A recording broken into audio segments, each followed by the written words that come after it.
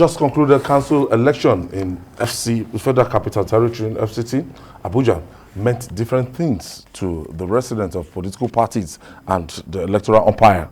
The Independent National Electoral Commission, INEC, which is supposed to use the council polls to perfect its system, is awaiting the decision of the Supreme Court on the chairmanship candidate of the All Progressive Congress, APC, for Abaji Area Council, as the party couldn't field anyone for the election due to legal tussle. Now, the results in Abaji could make it 3 apiece for the 2 major political parties in the contest, as the People's Democratic Party, PDP, won 3 chairmanship seats.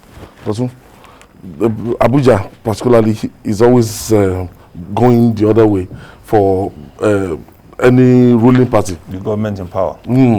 It's no man's land. Especially even the villa. So to that say, polling unit at yes, the villa. especially the main town itself, which is the AMAC. Okay. It's either you are performing and get the backing of the people, or you are not performing and you won't get the support. So this is like a mini referendum on... Yes, on any government in power at the center. I wish that the kind of thing that took place in Abuja, as imperfect as it is, from some of the reports that came in, this did not work here, that did not work there. We can repeat it across the country. We can repeat it across the country. Because somehow, we did not get to hear of all the violence, troubles, shooting, killings, ballot box snatching that happened. For me, that was the biggest lesson to take away from it, apart from the fact that what we've always discussed on this issue, on this program, let there be democracy even inside the parties. That's the case. That's what happened in Abaji.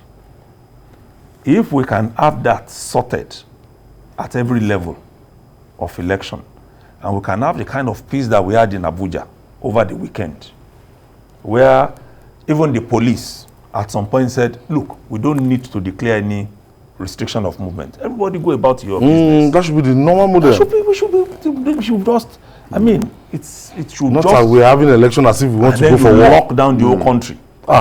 You lock it down completely for us, and we know what we are losing economically.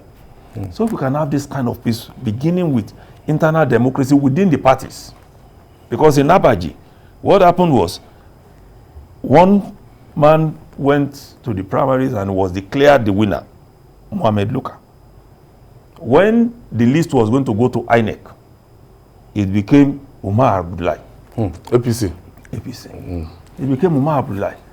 And INEC is saying, see, this case is in court. Let them sort it out. Already APC has won by the number of votes. It's only the candidate we are waiting for to declare. So APC can decide. So APC, you are the one who is holding us. That's the bottom line. Except something changes in court. Because you know the way we run it. PDP can go to that same court and join itself to the suit and try to maneuver its way to say, see, if there is a problem within this party, then we should be next.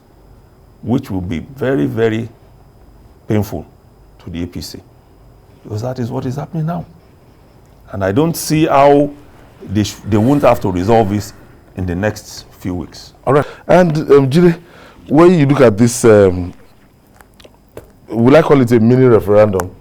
No. There is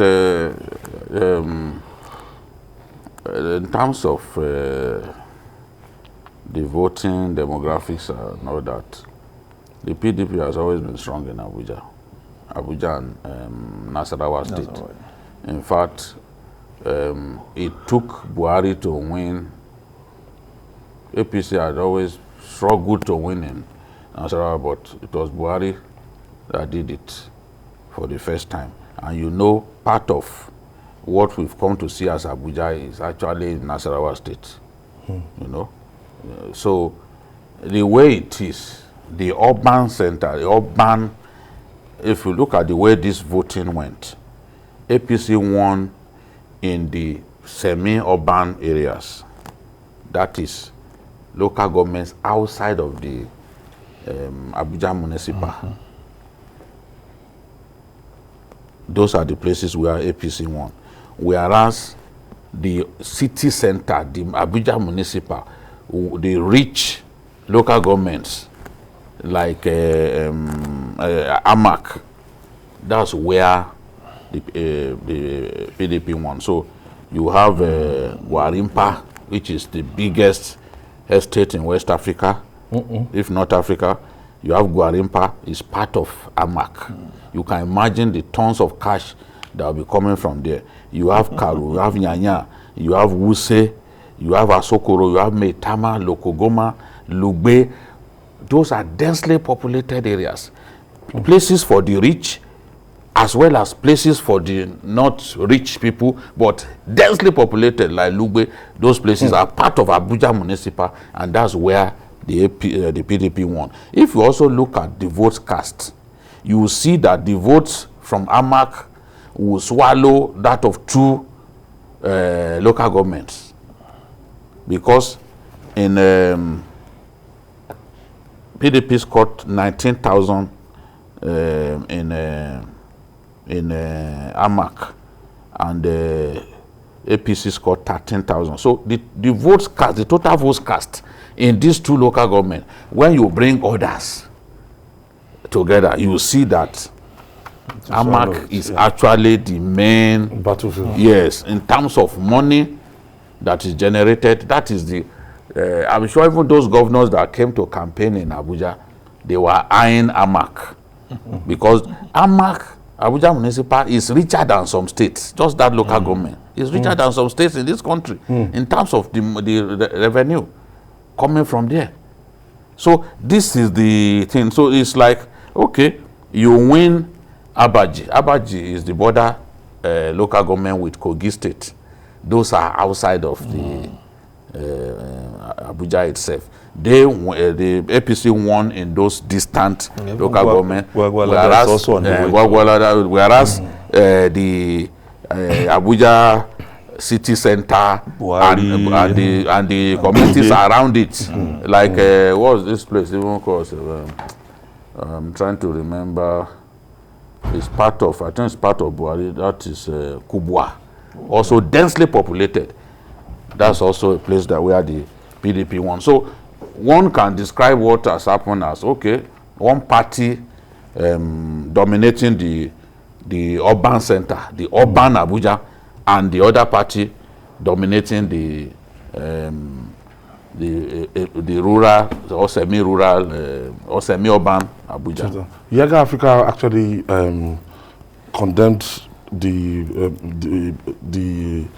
hiccups with the beavers. That means if we want to, it's getting to the main election now. So if we want to do the general election, we can't afford these hiccups across the country. What it just means is this: we must get more of it. But because it's not just more, but it should be functional on election day. Yes, agreed. Because some of these things are electronic. There is nothing. There is little that can be done, because it's not as if it's used every day.